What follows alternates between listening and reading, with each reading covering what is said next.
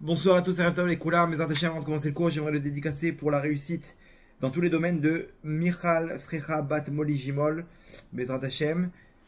Le cours de ce soir, un petit cours par rapport à l'actualité, les dernières parachiotes de la semaine.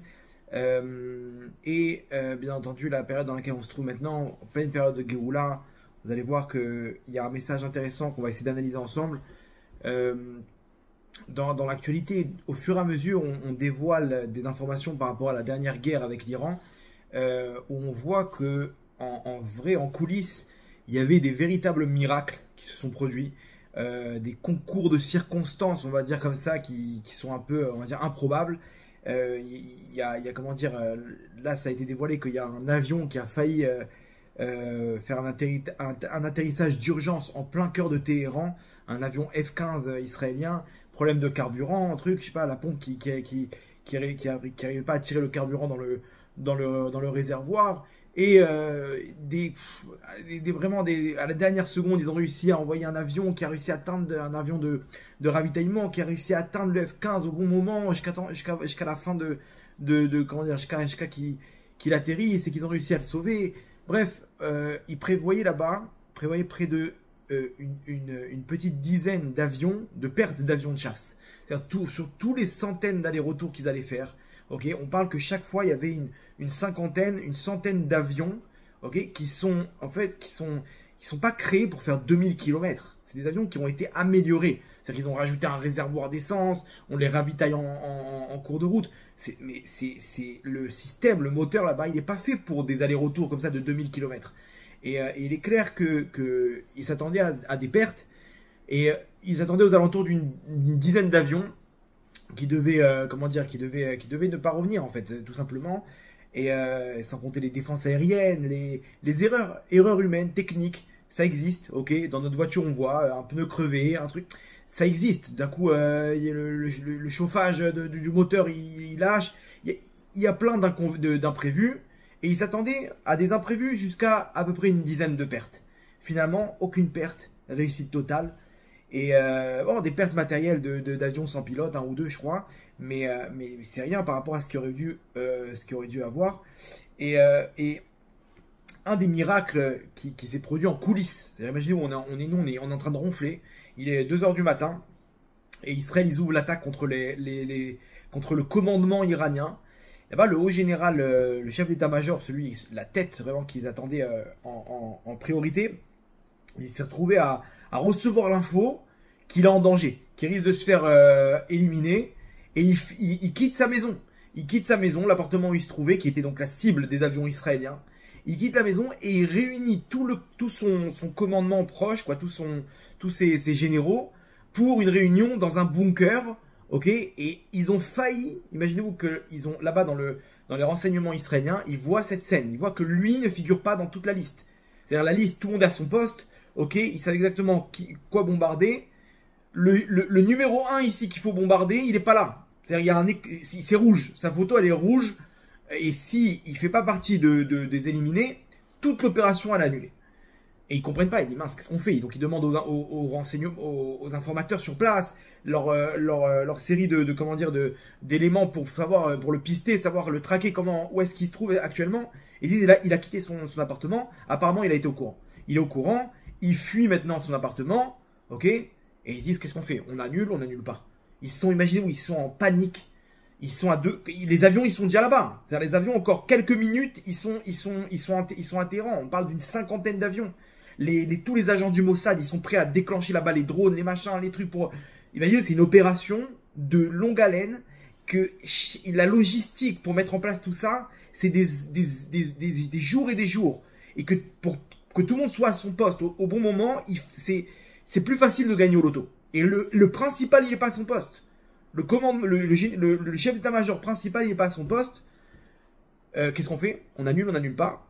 Et là, d'un coup, il y a un informateur qui donne l'information. Il a réuni son commandement, il se trouve dans tel bunker. C'est-à-dire maintenant, non seulement ils ont la cible, ok, il suffit juste maintenant de déplacer les coordonnées GPS de son appartement au bunker, mais mieux que ça, c'est que des gens qui n'étaient même pas sur la liste, des généraux qui n'étaient même pas sur la liste, des dizaines de généraux, ils se retrouvent avec lui au même endroit. Imaginez-vous l'embellie. Vous pensez que c'était perdu, et finalement il est ressorti encore mieux que que le plan prévu. Des miracles comme ça, imaginez-vous que nous, on est en train de ronfler à 2 heures du matin, et eux, là-bas, dans les services de renseignement israéliens, ils sont face à des miracles c'est improbable. Comment c'est pas une question de réussite, ok? C'est pas une question de mazal. C'est bien au-dessus du mazal. Et nous, le commun des mortels, on est là, on est présent, on voit même pas tout ça. Il y a que ceux qui sont dans l'ombre, ok? Ceux qui sont dans la préparation de cette guerre et qui voient et qui ont les informations du nombre de menaces qui pèsent sur le Ham Israël, ok? On parle que c'était une question de jours avant qu'on reçoive une bombe nucléaire. Je ne sais pas si vous comprenez de quoi il s'agit là. On prend ça à la légère. Mais on parle de bombe nucléaire. Quand ils la fabriquent, ils vont pas la garder pour dissuader. Ok? Ils vont l'utiliser pour bombarder. Ils ont perdu le Hezbollah, le Hamas, les Houthis. Ils n'ont plus rien. Alors, leur rêve, c'est de détruire Israël. Ils l'ont prouvé. Ils l'ont appliqué. Et s'ils ont un moyen d'accélérer les choses, comme une bombe nucléaire, ils vont pas hésiter. Donc on était à quelques semaines d'une deuxième Shoah. Je sais pas, on est tranquille, on va à la plage, on se détend, chacun il a ses. Attends, on a frôlé l'extermination là. On a frôlé l'extermination. On se rend pas compte à Botaï de quoi on parle. Maintenant nous on est là en train de vivre tranquillement. Mais d'un autre côté il y a des gens qui sont au courant de tout ça, qui voient les menaces, qui voient l'évolution de la bombe, de la création de cette bombe nucléaire. Ils voient les menaces d'attentats, les menaces de. Ils ont les renseignements. Et de quel public on parle? On ne parle pas forcément de gens qui sont religieux, qui voient la grandeur d'Hachem dans ces événements. On parle de gens, généralement un public d'extrême gauche, qui sont là, ils ont eu des pistons à droite à gauche pour rejoindre les hauts gradés des renseignements, ok? Que ce soit les renseignements intérieurs ou le Mossad ou quoi que ce soit. Des gens qui sont loin de toute Torah mitzvot, qui sont témoins de la grandeur d'Hachem. Il y en a un jour, il a dit à une personne qui m'a raconté, ok, il m'a dit, il a raconté, il a dit, si tu pouvais savoir le nombre de menaces qui pèsent sur Israël, ok, qu'on reçoit, tu dormirais pas de la nuit. Il dit, si on est sans arrêt en train de prendre des décisions que c'est qu'il y a en jeu des dizaines de vies, des centaines de vies, et on est là en train de décider qu'est-ce qu'on fait, comment on agit, et nous on dort tranquillement. On se dit, bon, ça va, on est en sécurité, mais on ne sait pas en coulisses ce qui est en train de se passer. Et en coulisses, Akadosh Baruch Hu, il nous protège. Akadosh Baruch Hu, il fait en sorte d'annuler les mauvais décrets. Ok? Et ça, généralement, des fois, on est au courant, comme ce qui est en train de se dévoiler au fur et à mesure de ce qui s'est passé pendant cette guerre. Et des fois, on ne le saura jamais. On le saura jamais parce que c'est secret défense. Mais au fond, il y a une poignée d'hommes qui savent qu'Akadosh Baruch Hu, il nous protège. Iné loyanu velo ishan shomer Israël. Il ne dort pas, il ne se repose pas, le Dieu d'Israël, le gardien d'Israël. Et c'est intéressant parce que dans les dernières parachiotes, dans les dernières parachas de la semaine, on voit ce point commun. À deux reprises dans chaque paracha, on voit un épisode qui nous dévoile un message ultra intéressant que si on arrive à intégrer, ça peut changer complètement notre vision des choses, notre vision de nous-mêmes, et on peut arriver facilement, à des objectifs qu'on aurait pu croire que ça aurait pu prendre beaucoup plus de temps. Il suffit juste de changer un petit message dans notre tête. C'est ce qu'on va essayer d'analyser ensemble. Bezrat Hashem, je vous demanderai juste d'attacher vos ceintures. Petit tour de F15, je ne sais pas si par rapport au sujet, bref.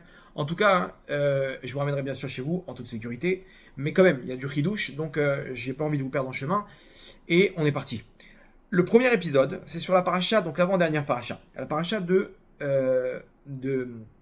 Roukat. Là-bas, on nous donne un miracle qui a eu à Nachal Arnon. Ce miracle-là, il ramène Rashi. Je vais juste vous ramener une autre version de la Gemara dans Brachot, là-bas, Perek Aroé. Une autre version. Cette version-là, donc elle nous donne le miracle qu'il y a eu. Que ce qui s'est passé, c'est que les Bnei Israël, ils devaient passer pour entrer en Israël par le territoire de Moab. Okay. Moab, ils ont refusé de laisser rentrer les Bnei Israël, ils ont dit vous contournez. Donc Israël, ils se sont retournés à chevaucher donc la frontière avec Moab et de passer par les Émoris. Les Émoris, c'est un autre peuple, okay, qui comprend qu'ils sont en danger par rapport au peuple d'Israël qui veut retrouver sa terre. Et donc, il leur prépare un guet-apens. Il y avait sur le plan géographique, un lieu propice pour pouvoir détruire les Bnei Israël. C'est deux montagnes, l'une face à l'autre, ok? Et il y avait des grottes. Donc il y avait une montagne qui était dans le territoire de Moab et une montagne qui était dans le territoire des Émoris. Dans cette montagne des Émoris, il y avait des grottes. Il y avait des trous dans la montagne. Et là-bas, ils se sont réunis, les soldats des Émoris, et les Émorins, je sais pas comment on dit, ils se sont réunis là-bas, et ils ont ramené avec eux des pierres, des flèches, des archers, des milliers de combattants, de façon à ce que quand les Bnei Israël vont passer entre ces deux montagnes, ils vont leur balancer tout ce qu'ils ont, et ils vont terminer le travail avec leurs soldats, et voilà, on s'est débarrassé du Ham Israël. Donc ils voient le Ham Israël se diriger vers ces deux montagnes, et ils se disent c'est le meilleur moyen de les surprendre, de les piéger par en haut et par en bas. Alors les Bnei Israël ils avancent. Et bizarrement, ils voient une montagne qui contourne. Ils contournent la montagne et ils continuent d'avancer leur route. Maintenant là-bas, les Bnei Israël, ils se sont pas rendus compte, ok, que en fait ce qui s'est passé, c'est que les deux montagnes, c'était une seule et même montagne, ok, sûrement avec des glissements sismiques, je sais pas comment dire, des plaques là-bas tectoniques et tout. Il y a eu des déplacements, ok, qui fait que cette montagne elle s'est coupée en deux. Donc il y avait d'un côté, ok, c'est comme l'Afrique et l'Amérique du Sud. Vous voyez, ils s'emboîtent comme un puzzle, ok. Alors, des fois, il y a des montagnes qui s'emboîtent, ok. Il veut dire qu'il y a ici une grotte, mais de l'autre côté, il y a un rocher qui dépasse. Okay. Ce qui s'est passé, c'est qu'Hachem, il a recollé les montagnes. Il a recollé les montagnes et donc il a rempli les grottes par les rochers qui comblaient en fait le trou. Et ce qui fait que tous les Émorim qui étaient les Émoris qui étaient dans les grottes, ils se sont fait écraser. Ok, ils étaient là, eux, prêts avec leurs flèches. Ils attendaient avec leurs snipers. Et d'un coup, ils voient la montagne d'en face avancer.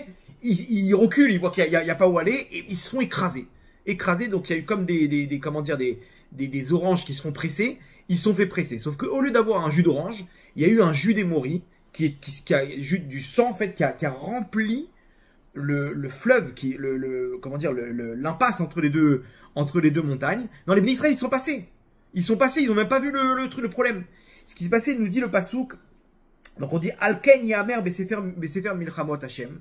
C'est pour ça maintenant, après ce miracle qu'il y a eu, donc on va dire on va citer dans le livre des guerres d'Hachem, Et Vaev, donc ça c'est les miracles qu'il y a eu, mais nous dit la Gemara dans Brachot, Et Vaev, c'est deux personnes qui portaient le nom de Et et de Ev. Ok, ces deux personnes-là, Besoufa, c'est quoi? Qui se trouvait à la fin. Donc de quoi la Gemara nous dit, c'était deux Metzoraïm, deux Bnei Israël qui avaient la lèpre. Et vous savez, quand on a la lèpre, c'est parce qu'ils ont dit du mal sur quelqu'un, etc. Donc ils ont reçu des taches, ok, des plaies sur leur peau. Et à ce moment-là, ils doivent se retirer du camp d'Israël. Donc ils sont en fait à la fin du camp d'Israël. Imaginez-vous, il y a le camp d'Israël qui avance, et derrière, il y avait deux lépreux. Dans le camp d'Israël, les Bnei Israël, ils avancent, eux, ils sont à la fin. Et eux, lorsque la montagne s'est réouverte, les montagnes elles sont réouvertes, ils ont vu là-bas le sang à l'intérieur. Ils ont vu les corps, ils ont compris l'histoire, ils ont dit waouh, cette montagne en fait elle était ouverte, elle s'est fermée devant les Bnei Israël, elle s'est ouverte, et nous on a vu l'histoire là. Arnon, là-bas les miracles qu'il y a eu dans le Nahal Arnon, le Nahal c'est le fleuve là-bas, c'était un genre de fleuve qu'il y avait à ce moment-là, qui s'est rempli de sang. Et donc les deux lépreux, Et Vaev, ils sont venus voir les Bnei Israël, et ils ont dit, attends, vous vous rendez pas compte de ce qui s'est passé? Venez voir. Ils sont retournés, ils ont vu le sang, ils ont vu les corps, ils ont vu là-bas les membres dans tous les sens. Et ils ont fait là-bas un chant de remerciement à Hachem. C'est-à-dire qu'ils ont, imaginez où ils sont là, tranquilles, en train de siffloter, en train de se balader. Et ils se rendent pas compte qu'on vient de les sauver d'une menace qui pesait sur leur tête. Ok, c'est le cas de le dire, dans la mesure où ils allaient leur balancer des pierres et des flèches. Et ils avancent en détente. C'est-à-dire qu'imaginez-vous le nombre de choses qu'on va découvrir lorsqu'on va quitter ce monde. On va nous remontrer notre vie. Il y aura une troisième dimension. Là, on va nous montrer, tu sais que là, il devait avoir un accident de la route. Et en fait, ta femme, elle était en retard parce qu'elle s'est trompée de rouge à lèvres. Et toi, tu es en train de bouillir là-bas dans le salon. Tu as failli casser une vitre. et te dit, tiens, allez, Kolaka Valetova, tout ce qu'Hachem il retarde, c'est pour le bien, ok, donc je me tais bien. Tu sais pas que si tu avais pris la route à ce moment-là, tu aurais été dans l'accident qui aurait dû se produire à ce moment-là. Et on t'a retardé, le petit rouge à lèvres, il t'a retardé. On peut pas savoir ce qui se passe. On peut pas savoir combien Hachem, il a protégé l'homme Israël, qui s'il devait avoir un terroriste, et que finalement, il a été interpellé par le Shin Bet. Mais non, ce terroriste-là, il comptait venir dans le quartier. Et toi, tu t'es baladé, tu l'as rencontré, t'étais là, ça va? Je sais pas qu'il a dans son sac à dos, il avait un truc qui s'est fait attraper au bout de la rue là-bas. On se rend pas compte, Rabotai, du nombre de miracles. La paracha, il nous montre un épisode qui nous dit, il sache qu'Hachem, il te protège, mais t'es pas obligé d'être au courant. Là, ici, ils ont été au courant rétroactivement. Mais quand, imagine-toi, ils marchaient là-bas à côté d'une menace, ok, en détente. Tu marches comme ça, tu vois, il y a un serpent à côté de toi, dans les herbes, tu te balades, tu fais des blagues, tu rigoles. Imagine, on te fait un arrêt sur image, et on te montre, regarde, ton pied qui frôle la vipère et elle t'a raté.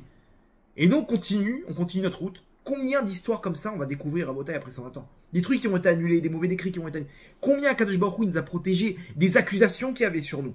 Et que Baruch Hashem, on est passé entre les mailles du filet. Ça, c'est le premier épisode Rabotai. Ok? D'où est-ce qu'on a compris l'amour d'Hachem pour l'homme Israël? Par quel intermédiaire s'est passé ce message? Par deux Metzoraïm qui étaient au bout du camp d'Israël.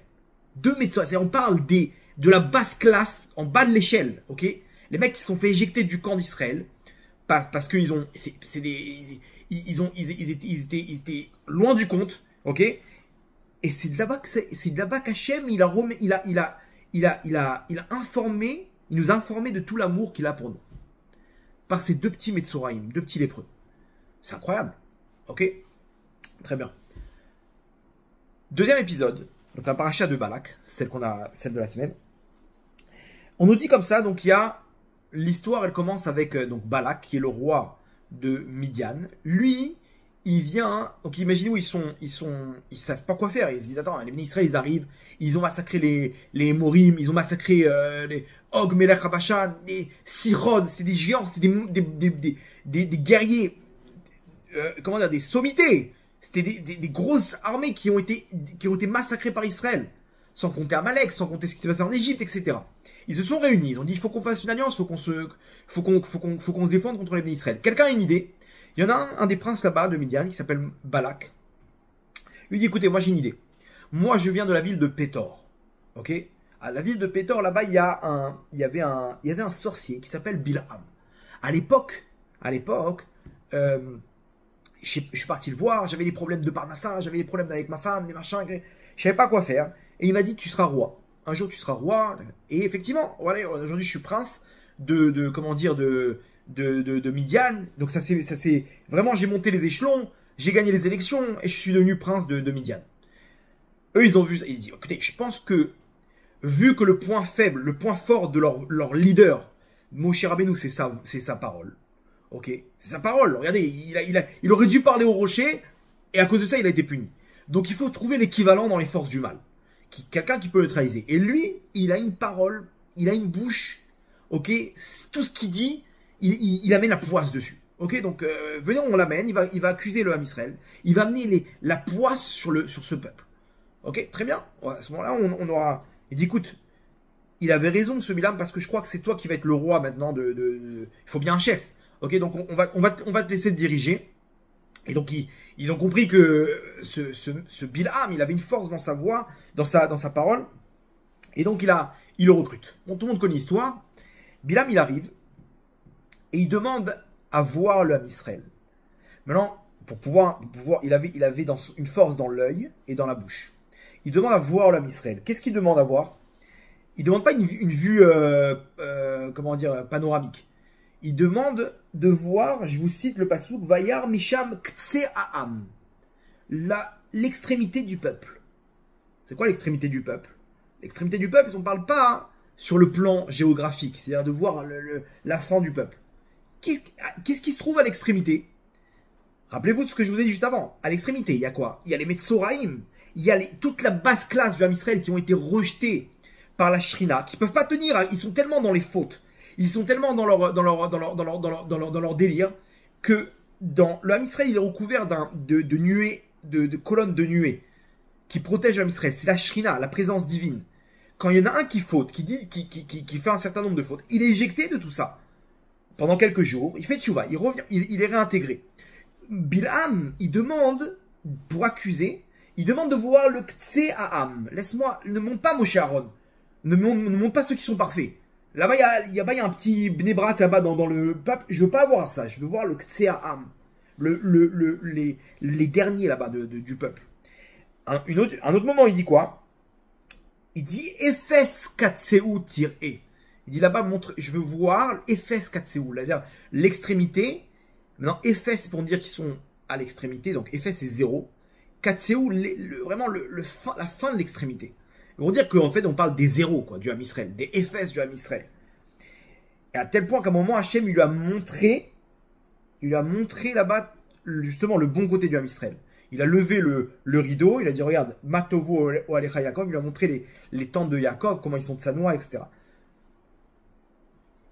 Pourquoi Hachem lui a montré ça? Parce que de base, il ne voulait pas voir ça. Il voulait voir le Ephes Katseu, le Katsé Ktsea Ham, l'extrémité, la bassesse du Ham Israël, les derniers du dernier. Et de là-bas, c'est bizarre, mais c'est de cette prophétie là-bas où il demande de voir le Ephes Katseu, de cette prophétie, il va faire finalement, il va vouloir maudire, il va vouloir voir le mauvais côté du Ham Israël, montre-moi le mauvais côté du Ham Israël, pour pouvoir faire une accusation, et dans le système qu'il y a dans les mondes d'en haut, permettre de faire descendre un décret sur l'Ham Israël, et les retarder de leur entrée en Israël. En de là, finalement, il sort une prophétie, Hachem, il a une prophétie, et de cette prophétie, il donne là-bas, une des prophéties, c'est En Am Kelavi Yakum.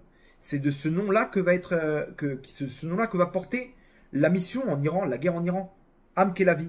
Ok, Am Kelavi, je sais pas comment ils ont traduit en français, mais un peuple comme un lion, comme une lionne, comme un lionceau, je sais pas comment ils ont traduit. En tout cas, c'est de là, de Ephes Katseu, qu'on arrive à Am Kelavi. La Milchama, la guerre Am Kelavi. Rappelez-vous, hein, de base, tous les miracles, ils arrivent, et tous les miracles qui sont produits pendant cette guerre, ils viennent du Ephes Katseu là-bas aussi. De gens qui sont pas forcément, qui cherchent pas forcément à montrer la grandeur d'Hachem, à montrer tout l'amour d'Hachem qu'il a pour son peuple, mais ils voient des choses que nous on voit pas. Et ici, en coulisses, faut comprendre une chose, c'est que l'Ham Israël, il était au courant de rien. C'est le même genre que le premier épisode. Le miracle qu'il y a eu, c'est pas sans coulisses. Eux, ils étaient au courant de rien, ils se baladaient. Non, pareil, lui, il est en train d'étendre le linge. Il est en train d'aider sa femme à étendre le linge là-bas dans sa tente. Il sait pas que derrière lui, il y a tout comment dire, un système de sorciers, de sorcellerie, avec à sa tête Bilham, qui est en train de faire tout un système pour pouvoir détruire le Ham Israël. Et on parle d'une bombe nucléaire spirituelle, et c'est en train de balancer Bilham. Alors Bilham, il comprend, le Harizal, il dit, c'est un sorcier, mais d'une puissance hors norme. Hors norme. Il connaissait tout le système, à tel point que la Mara dans Brachot, elle nous dit qu'il savait exactement calculer un moment dans la journée où Akadosh Baruch Hu, il laisse passer la Midatadin, les mauvais décrets. Il y a un moment où Akadosh Baruch Hu, il dit stop, maintenant il faut sévir. Un moment, c'est un millième de seconde. Bilham, il savait exactement comment calculer ce moment pour faire placer des accusations et qu'il puisse avoir un décret qui passe et que l'Ham Israël soit neutralisé. Akadosh Baruch Hu, tout le mois de cet épisode-là, ça a duré à peu près un mois, Akadosh Baruch Hu, il a annulé complètement le système. Hachem, il a créé un système. Il a créé un système de monde supérieur, très précis. C'est ce qu'on connaît. Tu fais le Shabbat, t'as la bracha dans ça. Tu fais comme ça, des trucs. C'est ce qu'on appelle le Mazal. Le Mazal, c'est un monde où tout est dirigé par des forces spirituelles, ok, qui sont matérialisées par des mazalot, par des étoiles, qui forment des signes du zodiaque, qui amènent une tendance dans le monde. Ok, quand telle étoile elle est alignée avec telle étoile et tel truc machin, ça amène des guerres et des trucs. Et ces trucs qui se vérifient. Aujourd'hui, personne n'est apte à donner, comment dire, précisément ce que ça veut dire. Ok, mais à l'époque, Bilham, il savait exactement qui, quoi, comment, il pouvait tout dire. Et mieux que ça, c'est qu'il voyait, il avait un genre de roi Hakodesh, d'esprit divin. il voyait ce qui se passe dans les mondes d'en haut. Il était ultra puissant, Bilam. Et il savait exactement comment maudire le Ham Israël. Sauf que Hachem, il a pris tout le Ham Israël, il l'a mis au-dessus du Mazal. Il y a un système qui est déconnecté. Déconnecté. Ça veut dire que le Ham Israël, Hachem, il nous a montré, le seul message qu'on apprend de cette paracha, c'est que même, de qui on parle, de Ephes Katseou, la basse classe du Ham Israël, les derniers, les fauteurs du Ham Israël, c'est ces gens-là qu'Akadosh Baruch Hu, pour eux, c'est eux qui étaient sur la cible ici. C'est eux qui étaient dans la lunette de Bilam, de ce qu'il a voulu sniper. C'est de Hachem pour eux, et à plus forte raison pour tout le Ham Israël. Il a annulé tout le système. Tout le système, il n'y a plus de Mazalot. Ham Israël, ils se sont retrouvés au-dessus du Mazal. Akadosh Baruch Hu, il les a propulsés au-dessus de tout ce système qu'il a créé. C'est-à-dire qu'il y a un système qui existe. Mais Hachem, il a annulé tout le système. Pourquoi? Pour nous montrer tout son amour. Maintenant, comprenez bien, tout ça, ça s'est passé en coulisses. C'est-à-dire que nous, quand Moshe, il a transmis la Torah, il a mis à l'écrit tout ce qui s'est passé, on arrive à cette paracha de Balak. On dit, c'est qui Balak? Le prince là-bas de Midian? C'est pourquoi une paracha en son nom? Pourquoi en son nom? Parce que grâce à lui, on apprend un enseignement incroyable. C'est combien Akadosh Baruch Hu, il nous aime. Quel rapport? Et là, on lit l'histoire. On dit, quoi? Mais non, mais c'est une surprise. On savait même pas qu'on était sur la cible. C'est-à-dire qu'il on était ciblé par une malédiction. Et Akadosh Baruch Hu, il a bloqué le système. Je sais pas si vous comprenez de quoi on parle. C'est comme si je vous dis, il y a un missile laser, ok? Il y a un missile laser qui est dirigé, balistique, avec une bombe nucléaire qui est dirigée sur Israël. Et ce qui s'est passé, c'est pas qu'ils ont intercepté le missile, c'est carrément, ils ont annulé tout le système satellitaire. Imaginez-vous, ils ont fait une cyberattaque où tout le système satellitaire qui permet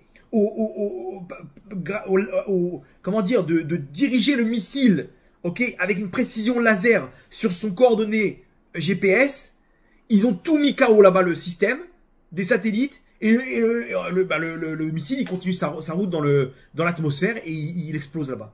Enfin, il explose pas, il reste en orbite là-bas dans l'atmosphère. Et nous, on est là, on savait même pas qu'il y avait un missile qui était tiré. Et après, on nous annonce, ah, tu sais ce qui s'est passé? En fait, ils ont réussi comment dire, à annuler tout le système des satellites iraniens qui faisaient en sorte de diriger le missile sur notre tête. Ah bon? L'Avdil, hein. Mais c'est ce qu'Hachem, il a fait.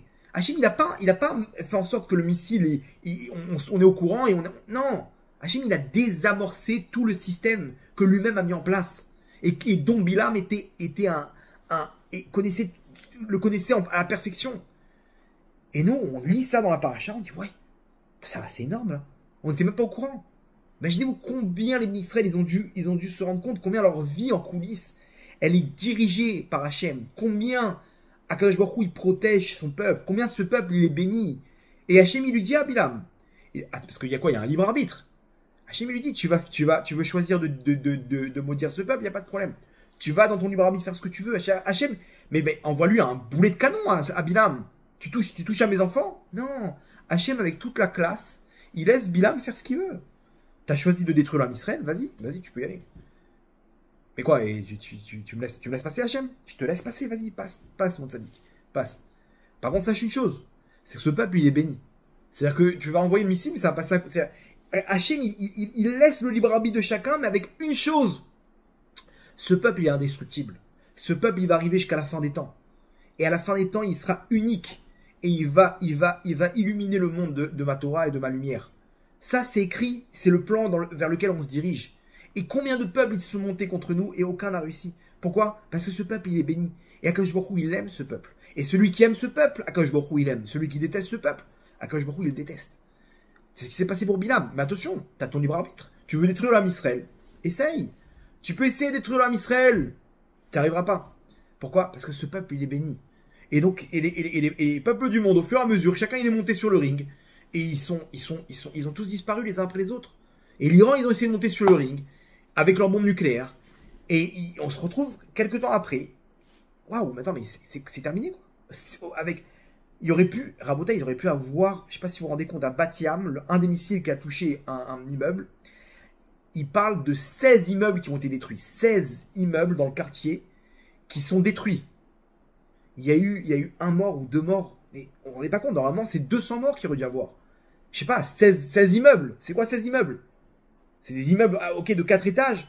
Il y a dedans 4 appartements par étage. Fois 16. Mais de quoi on parle? Dans chaque appartement, on parle pas d'un couple. Il y a des enfants, il y a des familles. Vous vous rendez pas compte du miracle qu'il y a eu. On se rend pas compte. C'était des miracles sur miracles, Rabotai. Bref.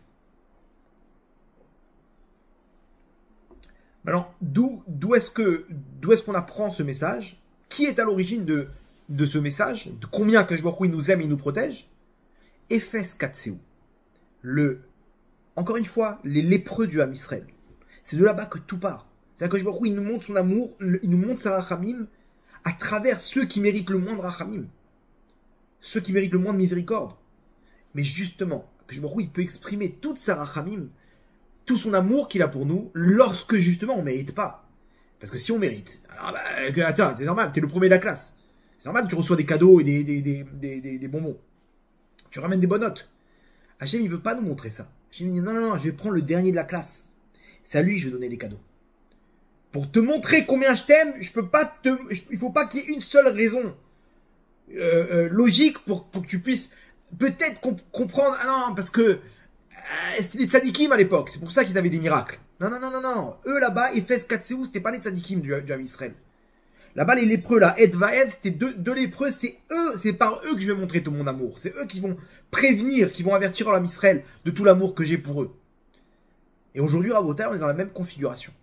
On est face à une configuration où ceux qui nous montrent combien Hachem nous aime, c'est des gens, a priori, qui n'ont rien à voir avec toute la Torah al-Mitzvot. C'est pas les grands d'Israël qui nous montrent tout l'amour d'Hachem. C'est des gens qui sont là, qui nous disent, attends, tu te rends pas compte, c'est incroyable ce qui s'est passé.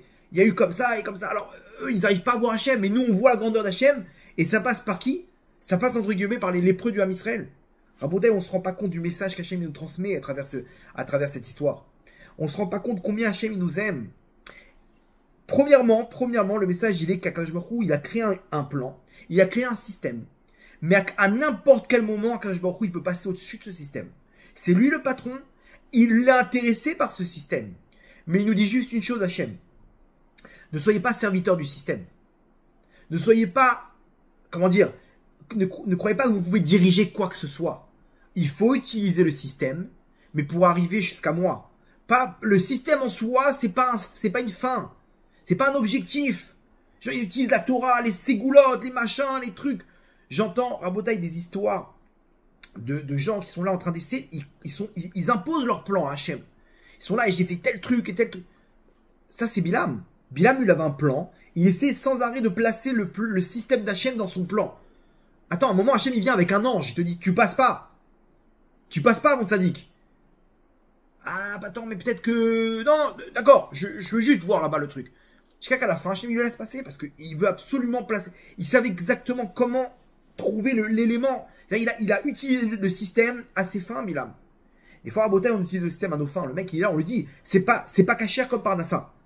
Ton travail te pose des problèmes. Pourquoi? Parce que tout est défini à rechercher ce que tu dois recevoir. Si tu prends plus, Hachem, il va t'enlever ça d'un autre endroit. Et tu te poses des questions pourquoi tu as des problèmes. Tu as des problèmes de shalom bayit, ok? Tu fais du mal à ta femme. Ne t'étonne pas que Hachem, il te fait les mêmes problèmes. Il y a, comment dire, non, c'est, j'en suis sûr on m'a mis l'œil. Il y a un Bilam là dans le travail là je cartonnais. Pourquoi d'un coup j'ai du mal? Il n'y a pas de mauvais œil, mon sadique. Il n'y a pas de mauvais œil. Hachem, il veut te faire comprendre quelque chose. Hachem, il veut t'amener quelque chose. Tu es en train d'imposer ton système à Hachem maintenant. On te dit, quitte cette femme. Tu comprends pas que c'est assourd de rester avec une femme en dehors du mariage. Quitte cette Goya. Qu'est-ce que tu fais, Matsadika, avec ces histoires? Tu comprends pas que tu t'amènes sur toi des mauvaises choses? Non, mais Kvodara, vous savez pas combien de Afreshetra là j'ai fait, combien de Teilim tous les jours je lis. Il n'y a pas de problème, Sadika, mais tu vas imposer ton système à Hachem. Il y a un système. Et à Kadosh Baruch Hu, vous comprendre que c'est pas un programme, c'est pas une intelligence artificielle où on essaye d'arriver à ce qu'on veut recevoir. Ok, on veut recevoir quelque chose. Non, Akadosh Baruch Hu, c'est Emet. Akadosh Baruch Hu, c'est Emet. C'est la vérité absolue. On ne joue pas. Il n'y a pas Hachem, il t'amène dans ce qui est le mieux pour toi et pour la réparation de ta neshama. Et par rapport à ça, nous, des fois, il faut comprendre qu'il y a un système qui est dirigé par Hachem. D'un autre côté, il ne faut pas non plus être esclave du système. Il faut comprendre qu'Akadosh Baruch Hu, la source de tout ce système, c'est les Akot et Israël. Ok, comme ça, Rabbi Chaim Ben Akasher Omer, Ratsa Kadosh Baruch Hu, les Akot et Israël. Hachem, il a voulu donner au Ham Israël. C'est-à-dire qu'il a créé un système de cause à effet pour nous multiplier nos mérites. Mais attention, il ne faut pas oublier une chose. C'est que la source du système qu'Hachem il a créé, c'est l'amour qu'il a pour ses enfants. L'amour qu'Hachem il a pour l'homme Israël. Et si maintenant ce système, il fait écran entre Hachem et son peuple, Hachem il n'a aucun problème d'annuler le système. Vous comprenez ça? C'est-à-dire qu'il se peut, la Gemara nous dit, Olam Afour Raïti, les malins. Il y a un des Tanaïm qui a une mort clinique. Il est monté en haut, il a vu 3 choses. Enfin, il a vu ce qu'il a vu, et il a pu dévoiler que 3 choses. Une des choses qu'il dévoile, il dit dans les mondes d'en haut, c'est un monde à l'envers. C'est un monde à l'envers, c'est-à-dire ceux qui sont dans ce monde-là, a priori, en haut de la liste, en fait, ils sont en bas, là, dans les mondes supérieurs. Et ceux qui sont à la basse classe, les lépreux, on ne se rend pas compte combien ils ont une force incroyable. Combien ils sont grands, combien leur valeur elle est grande aux yeux d'Hachem. Parce qu'il y a un système, et c'est ça qu'il faut retenir à Botaï. Akadosh Baruch Hu, il aime son peuple. Et il voit exactement les efforts que chacun d'entre nous on fait pour se rapprocher de lui. Chaque effort qu'on fournit à Botaï, c'est précieux aux yeux d'Hachem. Un juif, il peut changer le monde.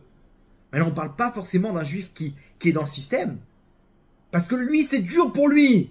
Les femmes, c'est dur pour elle, la tzniout. Et elle se bat une fois par semaine. Le Shabbat, elle se couvre la tête. Mais c'est dur. Hachem, il voit le cœur. Hachem, il a un scanner, il voit le cœur. Mais alors, sur le système, attends, elle se couvre la tête qu'une fois par semaine. Cette fille-là, elle vaut rien. Viens, je te montre une fille de Bnei Brak. Tu vas voir comment elle est sanoua de la tête aux pieds. Oui, mais cette fille-là, le problème, c'est que c'est elle qui est au centre. Elle est tellement loin d'Hachem. Elle a grandi dans ce système-là. Et elle est en train d'essayer de contourner le système pour arriver à ses fins avec une grosse perruque. Ça dit là. Toi, tu essaies d'attirer l'œil. Elle essaye de se battre pour se rapprocher d'Hachem. Sur le papier, différence complète entre les deux. Il n'y a pas photo. Mais sur le plan sentimental, Akadosh Baruch Hu, il voit dans les cœurs. Ils sont les cœurs, Hachem. Et il voit comment elle se bat pour lui. Et que celle de Bnei Brak, celle qui est au centre, c'est elle-même. Il n'y a pas d'Hachem dans tout ça. Donc, dans les mondes supérieurs, on va voir qui a le plus, comment dire, qui s'est le plus battu pour se rapprocher d'Hachem. Bien entendu, il y a le système aussi. Faut pas oublier le système. Mais si cette fille-là, elle a du mal dans le système, elle dit, moi, Hachem, j'ai grandi loin de la Torah et les mitzvot, mais je veux, et je me bats, et qu'elle est tout le temps en train de s'élever, dans les mondes d'en haut, elle a une plus grande valeur qu'une autre qui est dans le système, et qui est tout le temps en train de dégringoler. Vous comprenez? C'est un monde à l'envers. Il y a un système qu'il faut utiliser, mais ce système-là, c'est qu'un aperçu de ce qu'il y a vraiment dans les cœurs. Personne ne pourra vraiment savoir ce qu'il y a dans les cœurs. Bien entendu, on ne peut pas faire l'inverse maintenant. On peut pas dire, moi j'aime Hachem dans mon cœur, ok, et ça me suffit, et continue nos fautes. Ça aussi, c'est un problème. Parce que c'est le fruit du Yitzhara qui te fait croire que tu as quelque chose dans le cœur. Mais finalement, tu n'as rien, parce que sinon, ça aurait été une motivation pour te rapprocher d'Hachem. Donc le message, il est immensément grand à Botaï. Il y a un système, il ne faut pas être esclave du système. Je connais des gens à Botaï, ils sont capables d'utiliser ce qu'on appelle la Kabbalah Maasit. Et ils te disent exactement telle formule, ok, ça correspond à tel ange. Telle formule, ça peut contrôler tel démon et tel truc. Et arriver à ça. Et là-bas, il y a 7 démons par rapport aux 7 jours de la semaine. Et à chaque heure, il y a un démon qui domine ici. Il y a un ange en parallèle. Et que si tu arrives à dire la formule à tel moment et que tu la mets sur papier, sur un parchemin, et que tu écris, et tu as tel kavana, etc., tu peux contrôler tel ange, tel démon, faire telle et telle action, etc. Ce qu'on appelle Kabbalah Maasit Rabotai. Et je peux vous promettre que si Hachem si j'avais pas un minimum de crainte d'Hachem, je crois que j'aurais fini dans ce système-là. Parce qu'Hachem m'a donné vraiment en cadeau de comprendre bien ce système, ok? Et c'est sûr que c'est attirant de contrôler les choses. Mais j'ai tout de suite compris quoi? Mais tu veux contrôler Hachem? Tu veux contrôler Hachem? Et ce milieu, il me répugne à Rabotai à un point que j'ai l'impression qu'il y a tout sauf Hachem. C'est-à-dire qu'on contrôle tout. Attends, mais il n'y a pas un minimum d'amour pour Hachem? Un minimum de Emouna? De laisser Hachem te guider? C'est toi qui dirige ce monde. C'est toi qui as la baguette magique et tu diriges ce monde. Et des fois, il y a tout sauf Hachem. C'est ce qu'il faisait Bilam, Rabotai. Bilam, il connaissait toutes les formules possibles pour contrôler telle étoile, changer tel mazal et tel truc et telle influence, etc. Mais attends, et tu vois pas Hachem dans tout ça? Tu comprends pas le message d'Hachem? Hachem, il te dit, je suis pas d'accord, mon tzaddik. Rabotai, c'est exactement pareil. Il y a un système, mais il faut pas que ce système, il nous fasse oublier l'objectif qui est Hachem. Ce système, il nous permet d'arriver jusqu'à Hachem. Mais si ce système, il est contre Hachem, Hachem, il annule le système. Et Hachem, il annule le système. Et c'est quoi l'élément? L'élément, c'est simple. L'élément, c'est combien Hachem, il aime son peuple. Et ce système-là, il est pour nous donner des mérites. Mais s'il fait écran, je vois qu'il n'a aucun problème d'élever le peuple au-dessus du système. Attends, mais il ne fait pas la Torah les mitzvot, lui, c'est un lépreux. Tu ne peux pas savoir combien Akadosh Baruch Hu il aime. Combien c'est par lui qu'Akadosh Baruch Hu il va nous montrer toute sa grandeur. Ça, c'est le message de ce soir à Rabotai. Le message qui vient nous rassurer en disant que on est à la fin des générations. À la fin de toutes les générations, Ephes Katseu. Akadosh Baruch Hu, il n'a pas amené le Mashiach à l'époque de Moshe Rabbeinu. Il n'a pas ramené le Mashiach à l'époque de David Amelech. Il n'a pas ramené à l'époque du Beth Amikdash, du premier, du deuxième temple. Il n'a pas ramené le Mashiach à l'époque de Rabbi Shimon Bar Yochai, de tzadikim comme le Harizal. Imaginez-vous, il y avait le Harizal, il y avait Rabbi Yosef Karo, il y avait Rabbi Chaim Vital, il y avait un minyan de grand Israël que le Ham Israël n'a jamais connu. C'est pas là-bas qu'Hachem il a amené le Mashiach. Et là, on est à la fin des générations. Ephes Katseu, les lépreux de tout. Quand il y aura Tret Ametim, il y aura Avraham Avinu. Et nous, on sera là avec nos smartphones. Avec le mec, il est en short comme ça, il sort de la plage. Avec il est en train de prendre une photo avec Avraham Avinu. Avec David Amer, une petite photo, un petit truc. Imaginez-vous le décalage. Le décalage. Tu veux, je t'ouvre un compte Facebook, David Amer, comme ça tu fais des cours là-bas sur le truc. Attends, mais tu sais de qui tu parles là? Imaginez-vous le décalage, Rabotai. On est les lépreux de toute l'humanité. Il y a eu des grands d'Israël, comme Avraham Avinu, comme Yitzhak Avinu, comme Moshe Rabbeinu, le Ham Israël, c'était des montagnes de Torah et de lumière.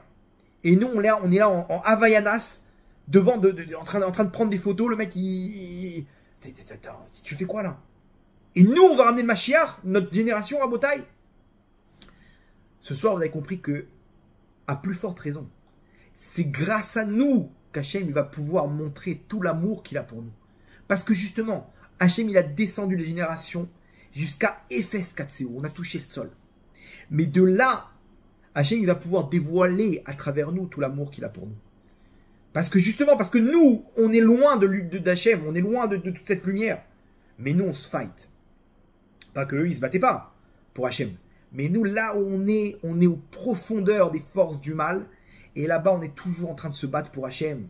Donc, sur le plan technique, sur le papier, on est des bras cassés. On est des lépreux par rapport à toute l'histoire du Ham Israël. Mais dans nos cœurs, on est à la tête des générations. Parce que quand on touche le sol, qu'est-ce qui se passe? Quand une balle de tennis, elle touche le sol, elle rebondit. Et là, c'est terminé, Rabotai, la Yeridat Adorot. Jusqu'à maintenant, on descendait. Maintenant, on va commencer à monter.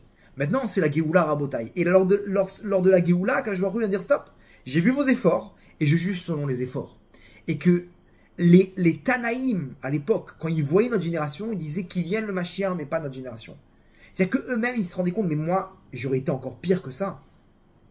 J'aurais été encore pire que ça, la quantité d'épreuves et de forces du mal qu'il y a. C'est-à-dire qu'eux, ils sentaient, ils disaient, mais ça n'a rien à voir avec ce que nous, on vit.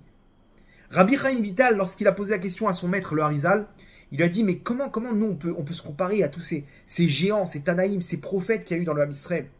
Le Harizal lui dit, sache une chose, que si tu avais été à leur génération, tu aurais été toi aussi un prophète. C'est-à-dire qu'Hachem, il juge selon ce qu'il y a dans le cœur, combien tu te bats pour lui. Et nous, Rabotai, avec nos Havayanas, là, si on pouvait se retrouver à l'époque du Beth Amikdash, on aurait été peut-être des prophètes, peut-être des Tanaïm, des Amoraïm des grands d'Israël. Mais là, on se bat, Rabotai, on est dans les profondeurs des clipotes. Et c'est là qu'Hachem, il veut dévoiler son amour pour lui. C'est là qu'Hachem, il veut dévoiler son Mashiach. C'est à travers les lépreux qui nous montrent toute la délivrance. C'est là que la délivrance, elle se produit. La délivrance, les miracles qu'il y a eu. C'est à travers les lépreux qu'il a dévoilé Hachem. C'est un message, mais hors norme. Je ne sais pas si vous vous rendez compte de ce message. Combien de force ça doit nous remplir pour continuer dans le combat et pas désespérer. Maintenant, comprenez bien que tout ça c'est en coulisses. C'est-à-dire que nous on ne peut pas se rendre compte de tout ça. C'est-à-dire qu'Hachem nous dévoile maintenant à travers les parachutes ce qui se passe en coulisses. Et ce message, il faut qu'on vive, qu'on l'apprenne, qu'on vive avec, qu'on l'emporte avec nous. Parce que c'est ce qui se passe en coulisses. Mais une fois, Hachem il nous l'a montré pour nous dire c'est à travers les lépreux que je vais me dévoiler. C'est à travers le Ephes Katseu. Nous on est la dernière génération, Ephes Katseu, la plus basse. Mais c'est à travers eux que je vais dévoiler tout mon amour. Pas par, par cadeau. Hachem il nous dit, bon, allez, les pauvres, c'est tellement des bras cassés que je vais leur donner c'est à eux que je vais donner le Mashiach. Non, on est des bras cassés parce que on est descendu au top des forces du mal. Mais on est encore là. On est encore là après toutes les épreuves, après tous les pogroms, tous les catastrophes que l'homme Israël a subies. Et on est encore là, sur notre terre, en train de se battre pour Hachem. Ça, Rabotai, ça n'a pas de valeur. Ça n'a pas de valeur, ça n'a pas de prix, Rabotai. La valeur de combien le Ephes Katseu qu'on aurait cru, qu'on aurait pensé être, en fait c'est le début de la délivrance, du dévoilement de la Géoula d'Israël. Alors, c'est pas de la chassidoute, ce que je vous dis. C'est écrit explicitement dans la Torah. C'est-à-dire que là, on parle pas d'une conclusion. Hachem, non, c'est écrit explicitement. Alors, je vous dis, Parashat Kitetse, donc on est dans le livre d'Evarim, Perek Kavbet 22, Pasuk, verset Vav 6. Velo ava Hashem Elokecha lishmoa el Bil'am. Et Akash Baruch Hu, il ne voulait pas, Hachem ton Dieu ne voulait pas écouter Bil'am par rapport aux malédictions qu'il a voulu faire descendre sur l'âme Israël. Vayafor Hashem Elokecha lecha et akelala libracha. Akash Baruch Hu, il a inversé lecha à toi. Hachem il s'adresse à toi. C'est qui toi? Pas à vous, l'âme Israël. Et là, on aurait pu dire, bon, nous les lépreux, on est batel béchichim. Vous savez qu'il y a un dîme dans la Torah, si on n'a pas le droit de mélanger le lait et la viande. Si maintenant il y a une goutte de lait qui tombe dans une marmite de viande, alors si c'est 1 sur 60, c'est annulé. Et on peut manger la viande. Donc là, on va dire quoi? C'est Jésus a dit, Vayafor Hashem Elokecha lachem. À vous, on aurait dit, bon, nous les lépreux, on est batel béchichim, on est annulé avec tous les tzadikim qu'il y avait là-bas.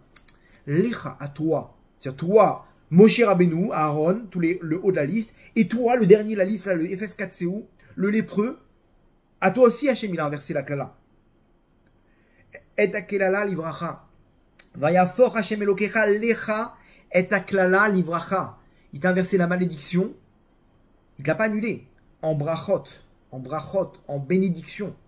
C'est-à-dire même l'exemple que je vous donnais sur le missile, la balistique, qu'Hachem il a annulé le truc, c'est un mauvais exemple, parce que là-bas, le missile, il a été annulé. Mais là, on parle que le missile, lorsqu'il est tombé, en fait, il est tombé, mais là-bas, finalement, il y a eu des lingots d'or qui ont jailli au lieu d'une explosion nucléaire. Et toutes les maisons, elles sont remplies d'or. Imaginez-vous le scénario. C'est ça ce qui s'est passé. Non seulement il n'y a pas eu de malédiction, mais en plus, ça s'est inversé en bénédiction. Et Hachem nous a tout inversé. Et écoutez bien pourquoi. Hachem nous donne la raison. Pourquoi tu fais tout ça, Hachem? Qu'est-ce qu'il y a? Il y a un mérite quelconque. Non. Là, on parle de Ephes Katseu. Il n'y a aucun mérite. Pourquoi? Tout simplement, regardez la suite du pasuk. Qui a Evecha Hachem Elokecha. Car Hachem, ton Dieu, t'aime. Point. Et Rabotai, c'est écrit noir sur blanc dans la Torah. Parce qu'Hachem, ton Dieu, t'aime. Par l'amour qu'Hachem il a pour toi, Hachem il a tout inversé. Il a changé complètement le cosmos. Tout le système céleste, matériel et spirituel. Pourquoi? J'ai fait quoi? Juste parce que t'es mon fils et que je t'aime, mon tzaddik. C'est tout. Imaginez-vous quelle force ça doit nous donner pour la suite. Combien Akadosh Baruch Hu, il a confiance en nous. Combien Akadosh Baruch Hu, il nous aime. Et combien comment dire, il nous accompagne. Quand tu aimes quelqu'un, tu as envie de rester avec lui, tu as envie de voir qu'est-ce qui se passe avec lui. Ça, c'est tout l'amour qu'Hachem, il a pour nous, Rabotai. Et ça, c'est Ephes Katseu, c'est la dernière génération. À la fin de la galoute. C'est à travers nous qu'Hachem, il nous donne ce message. C'est là-bas qu'Hachem, il a montré ce message, combien il aime son peuple, à travers les Metzoraïm, les lépreux. C'est là-bas qu'Hachem, il a inversé toute la klala, toute la malédiction en bénédiction.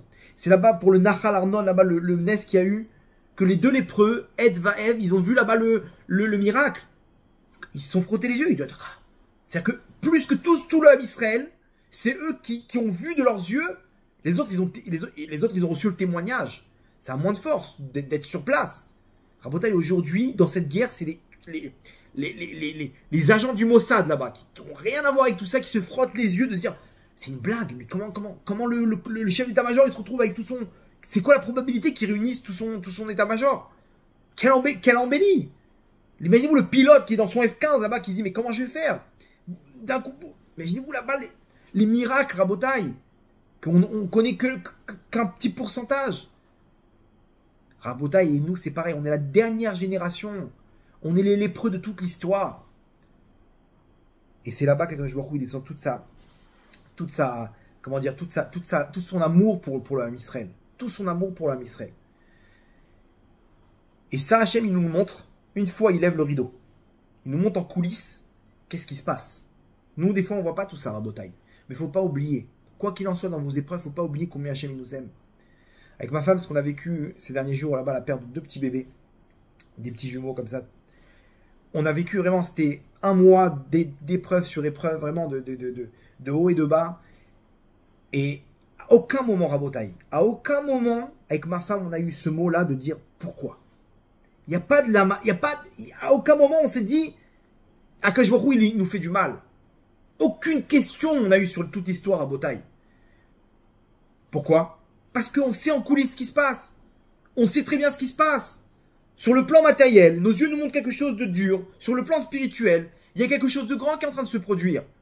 Mais ça, on ne le voit pas. Mais Akadosh Baruch Hu, une fois dans l'histoire, il a levé le rideau pour nous montrer ce qu'il y a vraiment derrière tout ça. C'est Rak Ahavat Hashem. Ce mot lama yomeru agoim. Pourquoi c'est les peuples du monde qui doivent le dire? Parce qu'ils n'ont pas la Torah, ils ne connaissent pas cette information. Ils n'ont pas cette information, mais nous on te donne l'information. On te dit, Velo ava Hashem elokecha lishmoa el Bil'am. Hashem il ne peut pas écouter Bil'am. Pourquoi? Alors quoi? Alors qu'est-ce qu'il a fait? Vayafor Hashem elokecha lecha et akelala livracha. Il a tout inversé. Pourquoi? Ki aevecha Hashem elokecha. Parce qu'Hashem il t'aime. Point. Nekuda. Et ça il faut l'écrire dans tous les endroits de ta maison. Ne pas oublier qu'Hachem Elokecha, qu'Aevecha Hachem Elokecha. Parce qu'Hachem, il t'aime, point. Par amour, par l'amour qu'il a pour toi, Rabotai. Donc, il ne faut pas oublier, Rabotai, ce message. Maintenant, il y a un autre problème. Il y a un autre problème. À part celui d'oublier ce message-là. On aurait aimé que la paracha, elle se termine comme ça. Que la paracha, elle se termine avec cette histoire, ce message, et on repart avec les mains pleines. Malheureusement, Bilam, il a compris que là, il n'avait rien à faire. Il donne un dernier conseil à Balak. Il dit, sache une chose. Elokechem shel ele sonezima. Leur Dieu, ok, il déteste l'adultère. Et à la fin, ils font tout un plan, avec des femmes mal habillées, etc., pour faire tomber le Ham Israël dans l'adultère. C'est la fin de la paracha, et là-bas, tout le monde connaît la suite avec Pinchas. C'est quoi le lien maintenant, Rabotai? Le lien, il est simple. Il y a Bil'am, il sait très bien une chose. C'est que Akadosh Baruch Hu, il aime son peuple. Akadosh Baruch Hu, il aime ses enfants. Mais il y a une chose qu'il déteste. Hachem, il a contourné le système. J'ai pas réussi. J'ai pas réussi à placer une accusation. Par contre, il y a une chose qui peut nous permettre de les neutraliser, les Bnei Israël. C'est quoi? C'est de les sortir de cet amour qu'Hachem il a pour eux. C'est-à-dire, quoi, Hachem il y a un moment où les impute. Non, Hachem il aimera toujours l'âme Israël. Mais il y a un élément. Si tu arrives à rentrer un Ben Israël dedans, cette scène, Hachem, il déteste. C'est quoi? C'est l'adultère. Pourquoi? Et pourquoi? Parce que quand un Ben Israël, il faute, il perd toutes ses forces de Ben Israël. Quand il faute dans l'adultère. L'adultère, c'est quelque chose qui est, la Gemara nous dit dans Chagiga, Nafsho shel adam mechamedatan metavalaem. C'est quelque chose qu'un homme, il est attiré par ça. Les femmes, l'argent, la Gemara nous dit, c'est deux choses pour lesquelles la nature humaine, elle est attirée par ça. Pourquoi? Parce que l'homme, il doit amener des enfants. Donc, s'il n'est pas attiré par sa femme, ok, il n'y aurait pas de descendance. Ok? Il faut que ça soit quelque chose de naturel auquel il soit attiré. Le problème, c'est quoi? C'est que s'il ne contrôle pas cette attirance-là, elle peut être sur d'autres femmes. Et c'est le cas, Rabotai. S'il ne fait pas attention à ses yeux, s'il ne fait pas attention à ce qu'il regarde, etc. Aujourd'hui, ce qui s'est passé, c'est que Bilam, il dit une chose. Le Ham Israël, il est au-dessus de la nature. Il est au-dessus du Mazal. Mais quand tu le fais fauter, et que tu le fais tu l'amènes à assouvir son besoin, donc en fait, il se connecte plus au côté de sa neshama, mais il se connecte au côté animal qui est en lui. C'est-à-dire que quoi? Il y a une nature. L'homme, comme on a dit, l'homme, il est attiré par ça. D'accord. Mais toi, c'est là-bas que tu vas prouver à Hachem que tu es au-dessus de la nature. Si Hachem, il te montre combien tu es au-dessus du mazal, combien tu es au-dessus des règles de la nature, donc toi, pour être connecté à cette force, il faut que toi aussi, mesure pour mesure, que tu fasses un acte en bas qui va te mettre au-dessus de cette nature qu'Hachem il a fixée, que l'homme il a tiré par les femmes. Et ça, c'est le test. Et c'est la barre à Botaï qu'Akadosh Baruch Hu, il a fixé son alliance. Tu veux qu'on ait une alliance, ou quoi qu'il en soit, je te protégerai, je serai avec toi, et je te montrerai l'amour que j'ai pour toi. Cette alliance-là, Rabotai, va alberitecha shechatam tabifsarenu. Cette alliance-là, Akadosh Baruch Hu, il a gravé dans notre chair. Elle est gravée sur la brite. Là, on fait la brite Mila Rabotai. C'est là-bas qu'Hachem a fixé son alliance. On appelle ça la brite. Brite, c'est une alliance en hébreu. Koret, Berit. Hachem, il a fixé une alliance avec nous. Koret, c'est aussi karet. Lorsqu'un homme, il tombe dans l'adultère, et c'est pas forcément avec une autre femme. Ça peut être avec sa femme, ou sa femme, elle s'est pas trempée au mikvé, et elle est nida, et lorsqu'ils se retrouvent ensemble, c'est de l'adultère. C'est-à-dire que il y a une partie de sa neshama qui se retrouve dans les forces du mal. Il faut comprendre à Botaï,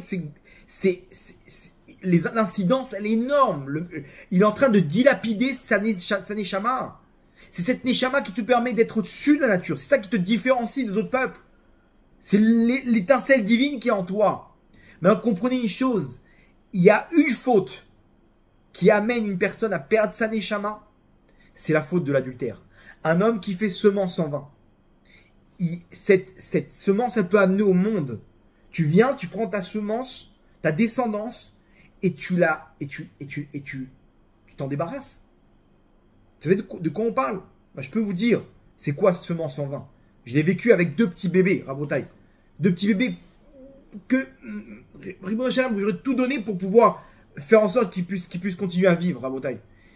Et non, que je il a décidé autrement. Alors comprenez une chose, c'est que spirituellement, quelqu'un qui fait semence en vain, il fait exactement pareil avec sa neshama. C'est cette neshama qu'il ne peut mettre au monde. C'est semence en vain, sauf qu'on ne voit pas de nos yeux ce qui se passe. Rabotai, on ne se rend pas compte. On ne se rend pas compte dans quelle génération on est aujourd'hui. Le Yetzirah, il a mis dans chacun de nos téléphones des notes Midian. Ce qu'il a fait Bilam, il a mis là-bas à l'intérieur de nos téléphones la possibilité de nous détourner de ce système. Ce système Rabotai que Akadosh Baruch Hu il a fixé. Si on se laisse attirer par tout ça, on rentre en karet. Karet, ça veut dire qu'on est quarantaine, retranchement du Ham Israël. Je vais vous dire une phrase, ne soyez pas choqués. Mais c'est pire un homme qui fait de l'adultère, ok, qu'un homme qui se convertit au christianisme. J'explique tout de suite, ok. C'est grave, les deux, c'est une catastrophe. Mais lorsque quelqu'un il mange du porc ou qui se prosterne devant une idole, pour ça c'est karet aussi, c'est l'idolâtrie. Par le mec ici, il a abandonné toute sa religion, ok. Il a mis toute sa neshama, je vous parle sur le plan kabbalistique, hein. Toute sa neshama, elle est prisonnière par des forces du mal. Ok. Mais s'il fait tchouva, il retrouve sa neshama. C'est-à-dire que sa neshama, elle est là, elle est prise par les forces du mal. son effet, je peux dire exactement, sa neshama, elle s'échappe de tout ça, mais elle est là, sa neshama. Lorsqu'un homme il fait semence en vain, lorsqu'un homme il se retrouve avec une goya ou avec sa femme Nida, sa femme elle n'a pas été au mikvé, ou une femme qui fait tomber les hommes, c'est une partie de sa neshama qui s'éparpille, parce que la semence, c'est ce qui permet de mettre au monde. Dedans il y a des étincelles, Rabotai. Donc on perd notre neshama. Les gens ils sont là, ils perdent leur neshama au fur et à mesure qu'ils avancent. Pourquoi? C'est dur, on semence en vain, bon bah on est tout, on n'arrive pas. Il n'y a pas de problème, mais tu sais de quoi il s'agit. Les mecs, aujourd'hui, pourquoi je vous donne ce message, Rabotage? On est à quelques jours des grandes vacances. Et généralement, les mecs, ils font le tour du monde, ils vont à travers le monde, et ils font attention à qu'est-ce qu'ils vont manger. Mais derrière, attention, ils rencontrent des femmes, des machins, des goyotes. Il faut comprendre que c'est un message qu'il faut intégrer. C'est encore pire d'éclater sa neshama avec une goya que de manger du porc. Ne venez pas conclure, alors c'est bon, il nous a permis de manger du porc, on peut faire ce qu'on veut maintenant en Thaïlande. Non, c'est aussi grave. Là-bas, ta neshama, elle est en l'air, complète. Elle est complètement bouchée, la neshama. Mais là-bas, le mec, il éparpille des étincelles de sa neshama. C'est pour ça qu'Hachem, il déteste l'adultère. Parce que c'est là-bas où l'alliance, elle est annulée. Akash Baruch Hu, il te dit, mon fils, n'aie pas peur. Où que tu sois, je t'accompagnerai, je t'aiderai et je te montrerai tout l'amour que j'ai pour toi. Tout l'amour que j'ai pour toi. Même si t'es le pire des lépreux, je serai avec toi et je vais te montrer tout ça. Par contre, je t'en supplie, mon tzaddik. Je t'en supplie, ma tzadika. Une chose, je te demande. Il y a une chose que je déteste. C'est ne sors pas du système. Ne te remets pas dans les règles de la nature. Qu'est-ce que tu veux, on a du mal. Fais un effort. Montre-moi que t'es au-dessus de la nature. Ne serait-ce que pour un élément. On t'a pas dit d'être Baba Salé, mais un élément, t'arrives à te battre. T'arrives à montrer à Hachem, j'étais au-dessus de ma nature maintenant. J'ai failli tomber, je suis pas tombé. À côté de ça, il est tombé. Mais Hachem, il voit ton effort, il voit combien t'es encore branché avec cette alliance. Et c'est là-bas qu'Hachem, il a mis son alliance. C'est là-bas qu'Hachem, il te dit, mon fils, tu vas être lié avec moi. C'est ou Koret Berit ou Karet.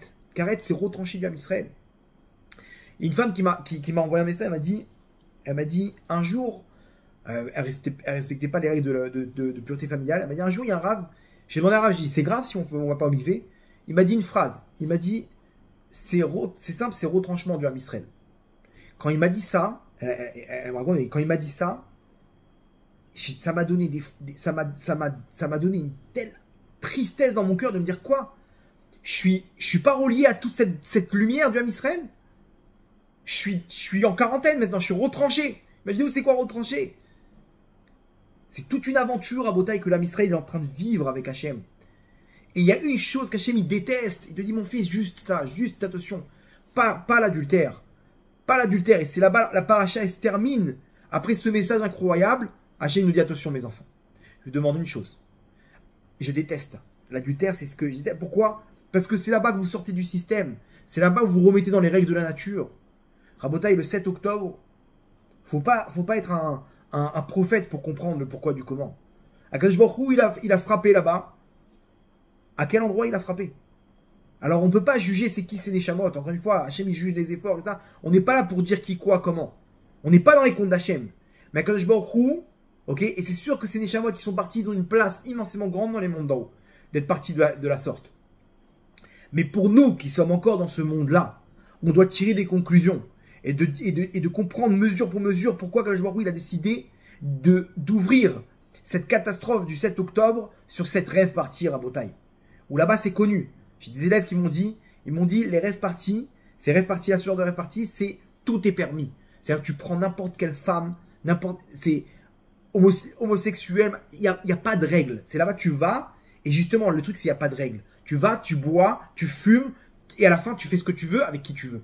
C'est la nature, pour te dire quoi? Pour te dire que tu retournes dans les règles de la nature. Mais Rabotaï Am Israël, il est au-dessus des règles de la nature. Et ça, c'est le message qu'il a laissé Hachem à Bilham, juste avant de le laisser passer. Juste avant de le laisser passer là-bas, il montre à son âne. Et tu vois ça là, l'âne, le Hamor, le Homer, toute la matérialité. Je peux lui donner de la parole et je peux lui montrer avec ses yeux un ange que toi-même Bilham, tu ne vois pas. Et Bilham, il aurait dû tirer une conclusion. Il dit quoi? Un Hamor, il est capable de voir un ange. Il est capable de parler. Tu vois pas le message qu'Hachem il t'envoie? Hachem il prend un peuple et il décide de le mettre tout en haut de l'échelle. Hachem il peut prendre un âne et lui montrer ça. C'est ce qui s'est passé à Rabotai, même le pire des lépreux. Hachem il a pris, il a montré combien il aime son peuple. Donc Rabotai on est juste avant les vacances, les grandes vacances. Je vous en supplie une chose. Intégrez bien ça. Intégrez bien combien les petits plans Frischmann et les plages, les machins, etc. Il y a une limite. C'est-à-dire qu'il faut comprendre que, surtout quand c'est en Israël, Rabotai, surtout quand on vient faire ça dans le palais d'Hachem. Dans le palais d'Hachem, les petits jeunes comme ça, Tel Aviv, machin, les ambiances, les trucs. Hachem Yerachem, ce qui se passe, Rabotai. Hachem Yerachem. Et combien en cachette, Akadosh Baruch Hu, il pleure de voir son peuple. Lui, il trompe sa femme, et trucs. Combien d'histoires elles arrivent à mes oreilles, Rabotai? Des histoires de gens. On se dit, mais même pas en rêve, mais qu'est-ce qu'il y a rapport? Et en coulisses, ils font des avérotes comme Bilham. Comme Bilham, Rabotai. Que lui, il allait avec son âne. Bichlal. Il allait avec son âne. Mais Akadosh Baruch Hu, il voit tout ça, et Akadosh Baruch Hu, il est triste. Il est triste, et il y a rien qui peut échapper à Hachem. Sauf que le problème, c'est quoi? C'est qu'Akadosh Baruch Hu, on se retrouve avec des situations terribles. Et Hachem, il veut nous montrer combien il nous aime. Mais il nous demande aussi de faire un effort. Il y a un système. Ce système, il est qu'on est au-dessus du système. Mais attention. Si toi, tu retournes dans les règles de la nature, tel une béma, Akadosh Baruch Hu, il te dit, mon fils, je déteste ça, parce que c'est ça qui me sépare de toi. Et c'est ça qui m'empêche de te dévoiler tout l'amour que j'ai pour toi. Alors, vous inquiétez pas, Akadosh Baruch Hu, il juge selon les efforts. Et aujourd'hui, c'est très très dur. Mais il faut se battre. Il faut se battre. C'est pas les vacances, c'est les vacances. Ah, ça y est. C'est les vacances, donc qu'est-ce qu'on fait? Alors, on massacre notre Neshama. Rabotai, on est juste avant la fin des temps. On est en plein dedans. Akadosh Baruch Hu, il nous élève maintenant. Le problème, c'est quoi? C'est que le message à la fin de la paracha, il est juste une chose, mes tzadikim. Ne tombez pas dans les règles de la nature. Vous êtes au-dessus de la nature. Un juif, il peut changer le monde. Un juif, il est allié, il est relié il a une alliance avec Hachem. Et cette alliance-là, elle est le fruit d'un amour infini qu'Hachem il a pour nous. Infini. Et c'est ce qu'on appelle la Hatzilut, Rabotai. Am Israël, c'est un peuple de noblesse. C'est un peuple de nobles, de princes. Le problème, c'est quand on descend dans le niveau comment dire, des animaux. Là, à ce moment-là, on a perdu toute relation. Et ça neutralise le plan. C'est ce qu'il a appliqué, Bilham, Rabotai. La suite, on la connaît, la suite de la paracha. Et c'est ce qu'on doit faire. Donc, Rabotai, on ne doit pas se référer à tout ce qu'on voit autour de nous. Ok, on tombe, ok, on se bat, ok, on est... Mais il faut arriver à se ressaisir. Il faut arriver à réveiller l'étincelle qui est à l'intérieur de nous. J'ai une étincelle à l'intérieur de moi que je peux réveiller à n'importe quel moment. Et tant qu'on est dans ce monde-là, on a encore cette étincelle. On peut récupérer toutes nos étincelles éparpillées. Akadosh Baruch Hu, il attend ça avec impatience, notre tchouva, nos efforts, qu'on se batte pour lui. Parce qu'à ce moment-là, Hachem, il peut tout inverser. Et si Hachem, il a inversé la klala en bracha, vous allez voir comment ce peuple-là, Hachem, il va tout inverser. Il va dire, mes enfants, vous êtes prisonniers de la klipa, des forces du mal. Ne vous inquiétez pas. Tout ça, ça va s'inverser en brachot, en bénédiction. Pourquoi? Pour qu'elle mérite. Je suis en train de me battre, mais je suis une savate encore, Hachem, je suis une serpillière. Je suis encore un lépreux. Non, justement, c'est par toi que je vais montrer toute la lumière de ma royauté. Pourquoi? Ki ha'evecha Hachem Elokecha. Parce qu'Hachem, ton Dieu t'aime. Point. Tout l'amour qu'Hachem il a, il faut bien l'imprégner, ce message-là, Rabotai. Et c'est comme ça qu'on se lève. Enam kelavi yakum. C'est un peuple qui se lève comme un lion. Un lion, quand il se lève, c'est pas un chaton. C'est de toutes ses forces. Toutes ses forces, ils sont concentrés comme un laser sur un point. Et il repart. C'est comme ça, Rabotai, qu'on peut repartir avec une chose en tête. Comprends combien Hachem il t'aime. Comprends combien, justement, Akadosh Baruch Hu, il veut dévoiler tout son amour qu'il a pour nous. Et ça va se faire dans la dernière génération. Celle, a priori, on va dire, mais attends, mais regarde on est nous-mêmes dans la génération de l'adultère. Dans quelle catastrophe on se trouve? Nous-mêmes, qui n'est pas touché par ça, Rabotai? Qui n'est pas touché par ça? Qu'est-ce qu'on fait dans la rue, dans les machins? Justement, Rabotai, le message, il est que c'est là-bas qu'on repart. C'est de Ephes Katseou qu'on arrive en haut du Ham Israël. Là, on repart de plus en plus. On va monter. Ok? A priori, on voit pas on voit pas la différence parce qu'on a touché le fond. Donc quand on est à moins 100 ou moins 80, pour nous, on est encore à découvert. Mais non, le message de ce soir, il est clair. Que il veut nous montrer que c'est à travers les lépreux que je vais dévoiler ma lumière. Parce que c'est là-bas que je vais pouvoir montrer toute ma lumière. C'est là-bas que je vais pouvoir montrer toute ma lumière. Parce que c'est nous, Rabotaï, au cœur des forces du mal, qu'on peut montrer le lion qui est à l'intérieur de nous. Quand on arrive à se battre, malgré que sur le papier, on est encore loin du compte, on est encore lépreux. Mais justement, Hachem, il sonde les cœurs et il voit combien on se bat. Donc, Rabotaï, il faut se ressaisir, reprendre des forces pour se battre. Se battre et pas lâcher, ne rien lâcher. Mais au moins, toujours d'avoir cet objectif-là. Kakadosh Baruch Hu, c'est vrai qu'il y a un système. C'est vrai qu'il y a... Je suis loin du compte. Ok, je suis loin du compte. Si on met ça sur une balance, j'ai plus de fautes que de mitzvot, que de mérite. Bah, quand je vois tout ce système-là, si ton cœur il est vers moi, je passe au-dessus. Parce que je suis capable de prendre l'Am Israël au-dessus du Mazal. Am Israël il est au-dessus du Mazal Rabotaï. Am Israël il est au-dessus du système. Ce système qu'il faut retenir, c'est Akadosh Baruch Hu nous aime. Et Akadosh Baruch Hu, il veut nous amener vers la délivrance et il nous a choisi, nous, a priori les bras cassés, pour amener toute cette délivrance. Vous comprenez? Donc ça, c'est un message ultra important. Et tout ce qu'on vit aujourd'hui, tous les miracles qu'on vit et dont on n'est même pas au courant, c'est pour nous montrer ce message-là. Akadosh Baruch Hu, il a levé le rideau pour nous montrer tout ce qu'il y a derrière. Il a refermé le rideau. Mais ce message-là, il faut qu'on l'emporte avec nous. Et il faut qu'on se remplisse de cette lumière pour repartir de plus belle et continuer à se battre. Parce que chaque effort à Botaï, on change le monde. Un juif, il a une valeur énorme, énorme, énorme, énorme. Un juif, c'est la prunelle des yeux d'Akadosh Baruch Hu. Chacun d'entre nous, Rabotaï, il est capable de changer le monde. Chacun d'entre nous, c'est un diamant. Et Akadosh Baruch Hu, il prend ces diamants, il les met sur sa couronne. Juste, reste sur la couronne d'Hachem. Ne va pas chercher quelque chose dans ce monde-là. Ne va pas te laisser attirer par le système. Il n'y a rien dans tout ça, Rabotaï. C'est du vide. C'est quelques instants de plaisir pour du vide. Hachem, il nous aime, Rabotaï. Hachem, il veut nous élever encore plus. Et là, on est dans la montée des générations. Là, on va monter de génération en génération. Et vous allez voir comment l'homme Israël, il va atteindre des niveaux incroyables. Mais sur quel mérite? Pourquoi on mérite tout ça? Pourquoi? Parce qu'on s'est battu. On s'est battu dans l'obscurité. Et c'est ça ce qui a le plus de valeur. On va finir avec une petite histoire.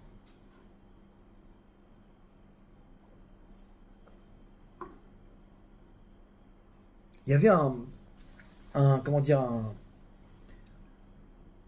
jeune homme qui a fini ses études de médecine. Son père décide de lui donner un cadeau. Son père lui a promis, si tu finis tes études, je te donne un cadeau. Et le père lui donne la Porsche Carrera, une Porsche qui a 20 ans, une vingtaine d'années. Et il dit voilà, je te donne ma plus belle voiture. Alors, bon, prenez bien, c'est des gens qui ont les moyens, qui sont assez aisés. Le fils, il lui dit papa, non, je comprends pas. T'as mieux comme voiture. Pourquoi tu me donnes la plus vieille? Il dit c'est quoi, mon fils? Va faire le tour des concessionnaires là-bas dans la zone industrielle. Et tu leur demandes qu'est-ce qu'ils en pensent, combien ils sont prêts à te la racheter. Bon. Il monte dans la Porsche et il roule. Il arrive là-bas dans la zone industrielle. Il tombe sur un vendeur, un garagiste. Il dit regarde, je suis en train de vendre ma Porsche. Combien t'es prêt à mettre? Il regarde la Porsche, il lève le moteur, il dit écoute, la vérité, il y a une vingtaine d'années là-dedans, c'est 20-25 ans, les pièces de rechange ça coûte une blinde, c'est une Porsche, ok, elle roule bien et tout, mais ça y est quoi, c'est 25 ans, c'est un peu dur quoi. Je t'en donne 50 000 shekels, ok, 50 000 shekels, je pense que c'est un bon prix. Ok, bon, je vais réfléchir. Il fait le tour, il arrive au deuxième garage. Il ouvre le capot, truc, machin. Il dit écoute, ça vaut pas plus cher que 40-45 000. Hein. En vérité, il y a une liste de problèmes que je peux te citer maintenant. Ok, c'est une Porsche et tout, mais 25 ans d'âge, le nombre de kilomètres. Bon, il fait comme ça le tour. Il revient voir son père. Il dit papa, regarde, j'ai reçu entre 40 000 et 62 000 shekels. C'est ce qu'on m'a proposé. Bon, merci pour le cadeau et tout, mais moi je m'attendais à quelque chose de plus récent. Je pourrais faire un truc, même une Mercedes, un truc, je sais pas, un truc normal quoi. Il dit ok mon fils, alors maintenant tu vas aller à Herzliya. Ok, là-bas tu vas aller au garage Porsche. Et tu vas parler avec eux, tu vas leur demander combien ils mettent. Il s'arrête devant le garage. Il sort de la voiture, il fume, il sort une clope. Et il voit des mecs sortir au fur et à mesure du garage, qui parlent entre eux. Et le patron, il se dirige vers lui, il lui dit, dis-moi, c'est une belle pièce que t'as là derrière. C'est Porsche Carrera telle année, hein, c'est ça? Il dit, ouais. Et dis-moi, tu la vends pas par hasard? C'est quoi, tu veux acheter une nouvelle là maintenant? Tu veux qu'on te la reprenne? Qu'est-ce que t'es venu par hasard? Il sent que le mec il est en panique. Il dit, pourquoi t'es prêt à mettre combien? Et il dit, écoute, ça te dérange, on la rentre au garage? Je veux la voir d'intérieur. Il dit, ah, pas de problème. Il rentre dans le garage. Il ouvre le capot. Et il voit, il y a 4 mecs autour. Oh, ils sont ébahis. Il dit, alors tu permets, là, 2 secondes. Ils cherchent ils se mettent au volant et le machin. Et ils parlent, truc machin, ils parlent entre eux, ils disent, écoute bien. C'est une belle pièce. Hein. C'est une belle pièce. Ok.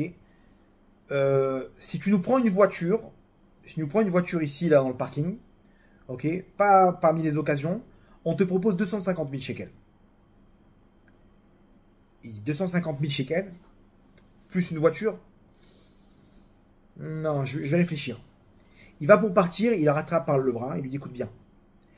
Ok, regarde, c'est simple. Je vais pas te mentir. Là, tu as une pièce collector. Cette voiture, il y en a 3 dans le monde, ok. Et pour un collectionneur, il est prêt à mettre un prix énorme pour cette voiture-là. Ok. Je t'en donne le triple. Mais c'est mon dernier prix, j'ai pas plus. Mais sache que c'est une pièce hors norme. Voilà, je te dis directement le truc. Je t'en donne 750 000 shekels, d'accord? Il dit, ok, laisse-moi réfléchir, je suis intéressé, laisse-moi réfléchir. Il va voir son père, il dit, papa, 750 000 shekels. Et il m'a dit qu'il y a des collectionneurs qui sont prêts à mettre un prix encore plus que ça. Lui, c'est son budget. Il n'avait pas plus que ça. Et tu vois, mon fils, il dit, ça, c'est la plus belle pièce que je t'ai donnée. C'est ça mon cadeau que je te donne, mon fils. Maintenant, n'oublie pas. Regarde bien vers qui tu vas faire valoriser ta voiture. Si tu fais valoriser ça avec des bons à rien qui connaissent rien au moteur, ils ouvrent le moteur et ils voient un truc tout vieux, ils n'ont aucune idée de ce que c'est une Porsche. Alors c'est normal. Quand tu vas voir des pros, quand tu vas voir des professionnels, alors tu retrouves la vraie valeur de ta voiture. À Otaï, ça c'est l'histoire. Le message, il est clair. Quand je vois il nous dit, ne restez pas avec ce monde-là, de ce que vous évaluez autour de vous, dire, ah, on est des lépreux, on est des bras cassés, regarde en quoi on tombe. Regarde, il n'y a pas de sniout, il n'y a pas de gdoucha, c'est sûr qu'Hachem nous déteste. C'est sûr qu'on on vaut rien. Avec nos Havaianas, en short, comme ça, on n'a rien dans cette génération. Là, tu es en train d'évaluer avec tes yeux. Tu es en train d'évaluer ta valeur avec tes yeux, tu dis, on est des bras cassés, on est des lépreux. Ce soir, on a compris que l'âme Israël, il a une autre valeur. On est des diamants pour l'âme Israël. Tout celui qui se fight, c'est un diamant pour l'âme Israël. C'est un diamant qui peut changer le monde, qui se trouve sur la couronne d'Hachem. Mais c'est qui tu vas faire évaluer? Si tu te fais évaluer par rapport à ce monde-là, alors c'est vrai, on est des bras cassés. Mais aux yeux d'Hachem, on est la dernière génération qui va recevoir le Mashiach. Celle qui a le plus de valeur. Hachem, il est prêt à mettre sur nous des mille milliards de dollars. Ça se compte pas, mais je vous donne l'exemple. Akadosh Baruch Hu, il veut pas abandonner aucun d'entre nous. Aucun d'entre nous.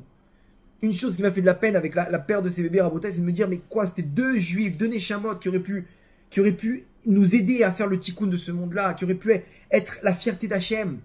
2 petites Neshamot comme ça, en plus, en moins. On n'est pas compte avec combien amener des Neshamot dans ce monde. Chaque juif, il a une valeur incroyable.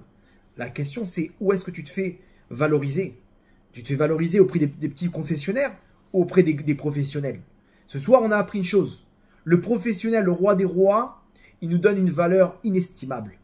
Cette valeur-là, c'est qu'un juif, à la fin des temps, il a une valeur inestimable. Mais une chose, Hachem, je t'en supplie, mon tzaddik, n'oublie pas ce message, n'oublie pas ce message-là. Et bats-toi, ne tombe pas dans toutes ces épreuves. Bats-toi pour garder ta neshama. Parce que cette neshama, c'est de l'or, c'est une valeur inestimable. Donc, Rabotai, c'est le message de ce soir. Faut pas oublier, faut l'emporter avec nous. Que Hachem, ton Dieu, il t'aime.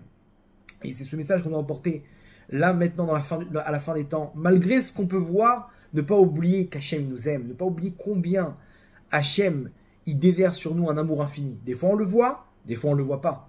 Mais ne pas oublier cette chose-là et se remplir, grâce à cet amour qu'il a pour nous, de force pour continuer le combat et continuer de faire descendre la Rachamim et de faire descendre cette Géoula qu'on attend avec impatience. Berachamim Gdolim, Baruch Adonai Leolam. Amen ve Amen.